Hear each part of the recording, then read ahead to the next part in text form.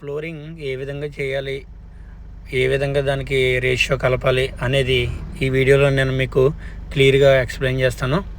మొదటగా మనం అయితే లూజ్ పార్టికల్ అంతా రిమూవ్ చేసుకోవాలి.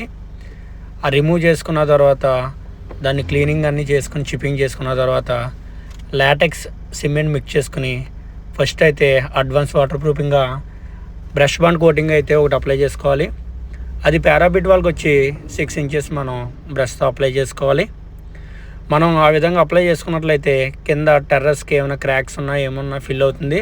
అదేవిధంగా మనకి అడ్వాన్స్ వాటర్ ప్రూఫింగ్ కింద కూడా యూజ్ అవుతుంది.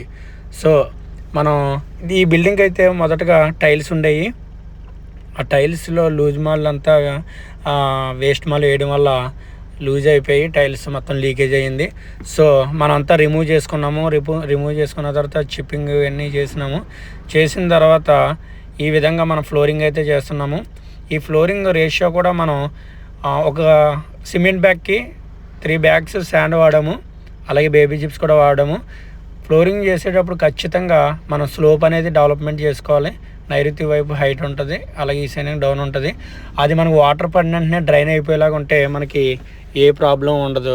చాలామంది నార్మల్గా ఫ్లోరింగ్ చేసేటప్పుడు మిషన్తో కలిపి పోసేయడం వల్ల ఏమవుతుందంటే అప్ అండ్ డౌన్స్ వస్తాయి, వాటర్ స్టాగ్నేషన్ అవుతుంది. దానివల్ల హీట్కి క్రాక్స్ అనేవి డెవలప్మెంట్ అవుతాయి.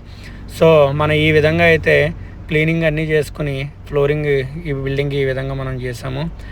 అదే మనం పారాబిట్ వాళ్ళకి వచ్చి ఖచ్చితంగా 6 ఇంచెస్ వేసుకుని ట్యాపర్ మెయింటెనెన్స్ చేసినట్లయితే, లేదా దానికి సీలెంట్ మధ్యలో ఫ్లోరింగ్కి అదేవిధంగా పారాబిట్ వాళ్ళకి సీలెంట్ ప్యాక్ చేసుకుంటే ఫ్యూచర్లో రైన్ వచ్చినా సరే మనకి ఏ విధమైన డ్రాప్స్ అనేవి కిందకి వెళ్ళవు, లీకేజ్ అవ్వదు.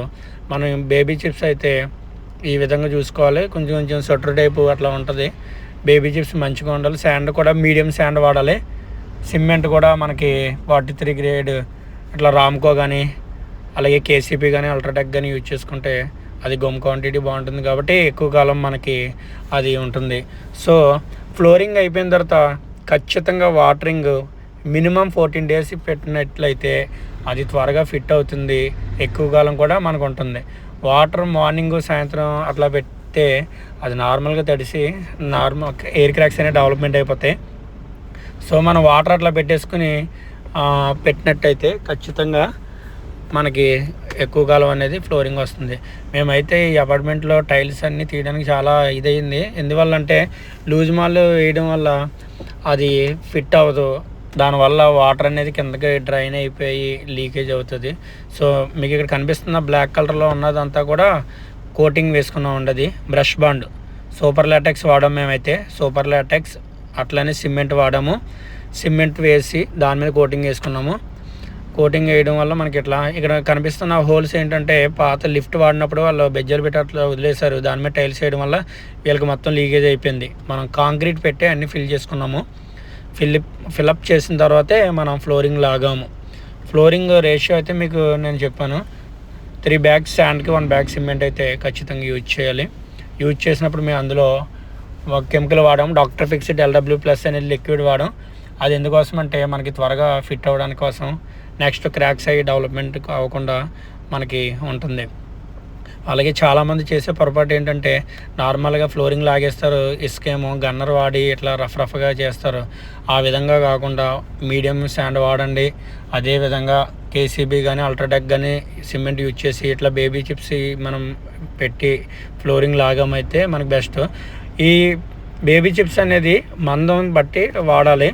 అది తక్కువ మందం కొన్ని స్లాబ్స్ చిన్న స్లాబ్స్కి బేబీ చిప్స్ అయ్యే అవసరం లేదు. ఐరన్ కడతారు చూసారు, అట్లా ఐరన్ కట్టిన దానికి వాటికి కాంక్రీట్ మిక్స్ చేసుకోవాలి.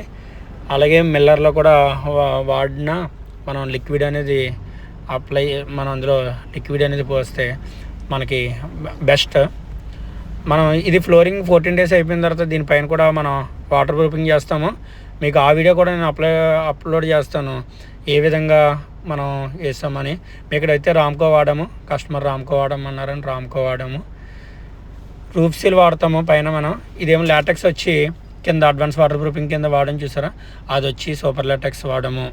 సూపర్ లాటెక్స్ వాడిన తర్వాత మనం ఫ్లోరింగ్ చేస్తారు. మేమైతే వాల్ ఖచ్చితంగా చూసుకున్నాము, వాటర్ పెట్టి కూడా చెక్ చేసుకున్నాము. అక్కడ వాటర్ పోస్తే మనకి డైరెక్ట్గా డౌన్ డ్రైన్ అయిపోయేలా పెట్టుకున్నాము. సో మీలో ఎవరికైనా ఈ విధంగా కావాలంటే నన్ను కాంటాక్ట్ చేయండి.